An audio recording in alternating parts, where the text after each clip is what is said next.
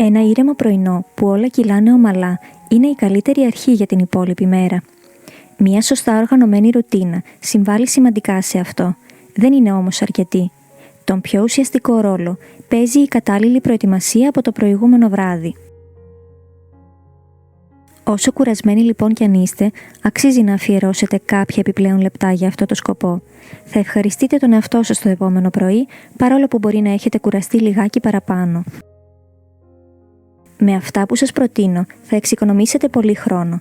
Θα καταφέρετε επίσης να μειώσετε το άγχος, αφού θα είναι σχεδόν όλα έτοιμα και οργανωμένα από πριν. Ας δούμε ποια είναι αυτά και τι μπορείτε να κάνετε.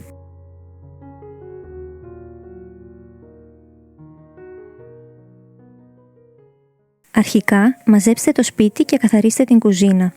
Ένα μαζεμένο σπίτι καθαρίζει και ηρεμεί το μυαλό, και αυτό είναι πολύ ωφέλιμο πριν τον ύπνο.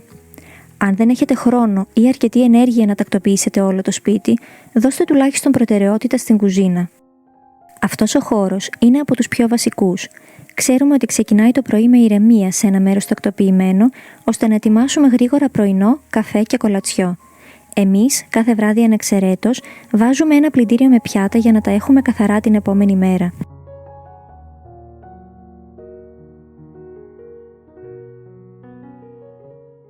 Προσπαθήστε επίσης να τακτοποιήσετε και το σπίτι όσο μπορείτε. Αν ξεκινήσετε αρκετά νωρίς το βράδυ, θα είναι πιο εύκολο γιατί δεν θα είστε τόσο κουρασμένοι. Βάλτε και τα παιδιά να συμμετέχουν σε αυτό. Αν δεν είναι αρκετά μεγάλα ώστε να μαζεύουν μόνο τους, κάντε τις δουλειές μαζί. Σκεφτείτε πόσο πιο όμορφα θα νιώσετε όταν πάτε για ύπνο σε μια μαζεμένη κρεβατοκάμαρα. Το ίδιο θα αισθανθούν για τα παιδιά για το καθαρό τους δωμάτιο.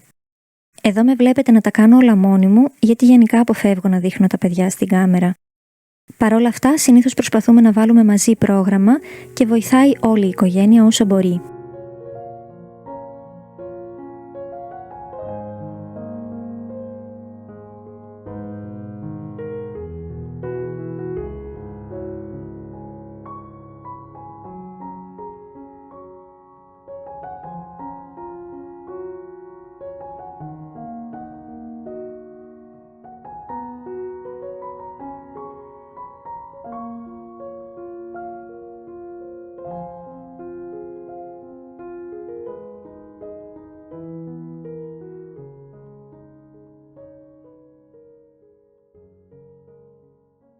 Το επόμενο πράγμα που σας προτείνω είναι να ετοιμαστείτε για την επόμενη μέρα.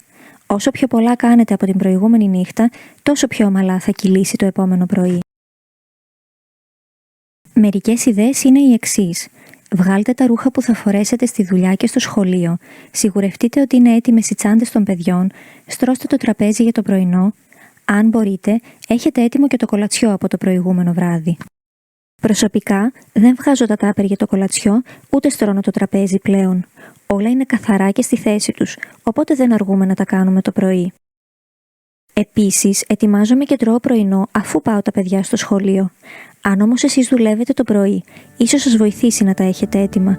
Γι' αυτό λοιπόν σας τα δείχνω.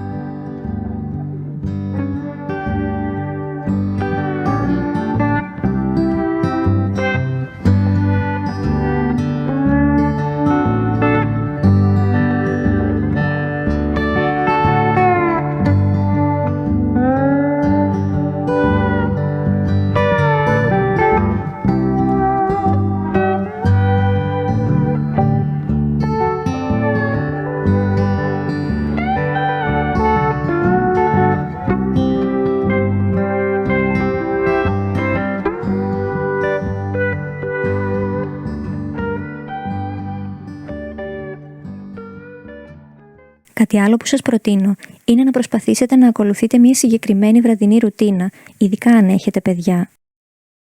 Αυτό βοηθάει όλη την οικογένεια σε πολλούς τομείς και το έχω αναφέρει ξανά για αυτό το λόγο. Όταν όλοι ξέρουν τι έχουν να κάνουν και πότε είναι η στιγμή που πρέπει να αρχίσουν να ετοιμάζονται για ύπνο, όλα κυλούν πιο ομαλά. Είναι επιστημονικά αποδεδειγμένο ότι οι ρουτίνες είναι ωφέλιμες ακόμα και για τα μωρά.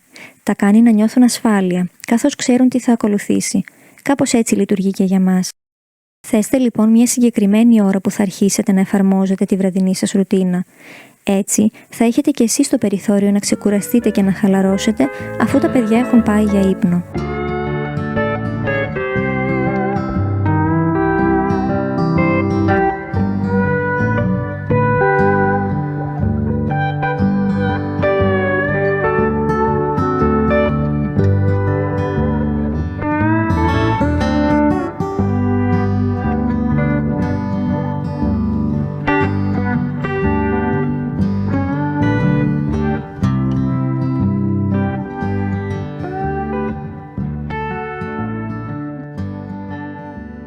Στο νούμερο 4 είναι να προγραμματίσετε τα γεύματα της επόμενης μέρας.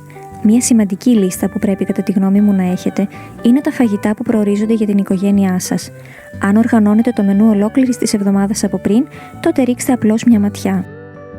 Ίσως χρειαστεί να βγάλετε από την κατάψυξη το κρέας ή να αγοράσετε το επόμενο πρωί ένα υλικό για τη συνταγή. Μπορεί ακόμη και να πρέπει να κάνετε κάποια αλλαγή στο πρόγραμμα. Αυτή η οργάνωση από πριν θα σας φανεί πολύ χρήσιμη. Εγώ εδώ έβγαλα ζύμη από την κατάψυξη για αύριο. Επίσης, έχω έτοιμη ζυμαρόπιτα και σούπα που έφτιαξα για τα παιδιά. Την χωρίζω σε γεύματα και την αποθηκεύω για τις επόμενες μέρες.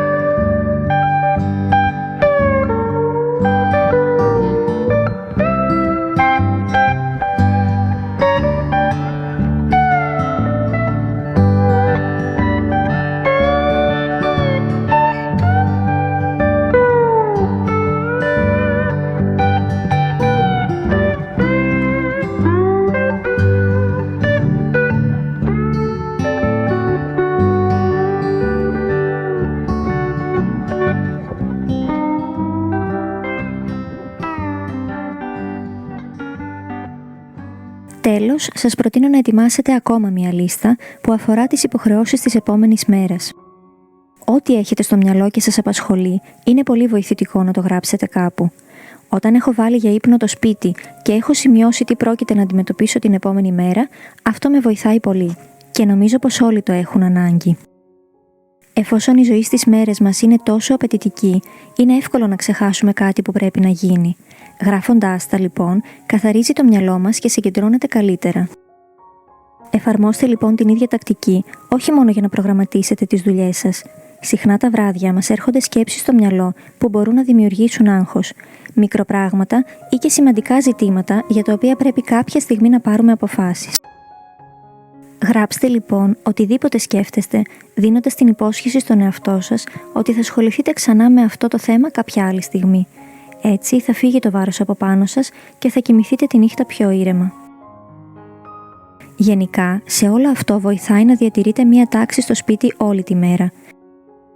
Αν έχετε το βράδυ να αντιμετωπίσετε την ακαταστασία που μαζεύτηκε από την προηγούμενη νύχτα, τότε θα είναι πολύ πιο δύσκολο, χρονοβόρο και κουραστικό.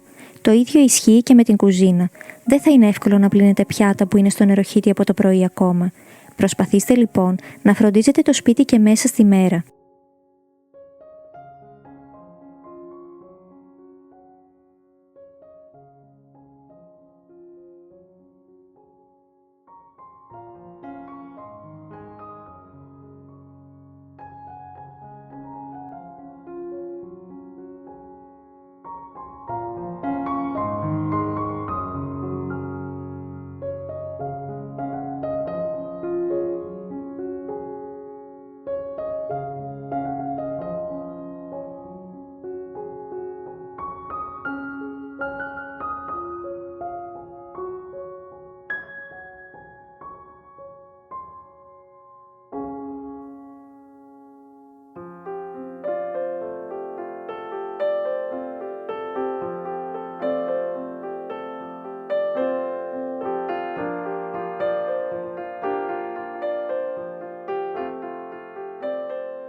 Αυτές είναι οι 5 συνήθειες που προτείνω να εφαρμόζετε κάθε βράδυ.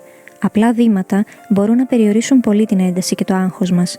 Ελπίζω πως εφαρμόζοντάς τα θα καταφέρετε να περνάτε ευχάριστα τα πρωινά σας. Ο επιπλέον χρόνος που θα κερδίσετε θα σας δώσει τη δυνατότητα να ετοιμαστείτε κι εσείς πιο άνετα. Όλοι θα φύγουν από το σπίτι με καλή διάθεση και χωρίς ένταση ή άγχος. Αν βλέπετε ότι δεν προλαβαίνετε να τα συμπεριλάβετε όλα αυτά στη λίστα σας, μην απογοητεύεστε.